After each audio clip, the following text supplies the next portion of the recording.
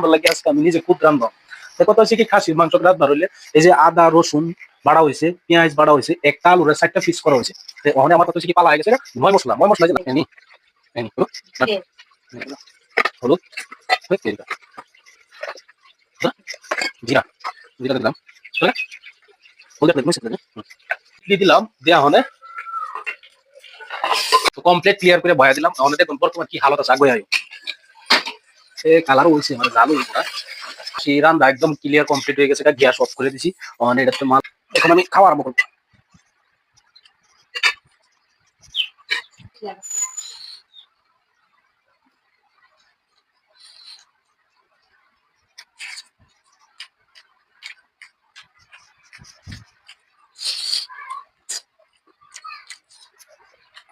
এত শাক আমি রাঁধছি আর করবার মতন নাই, যদি খাইবার আছে তাড়াতাড়ি আনি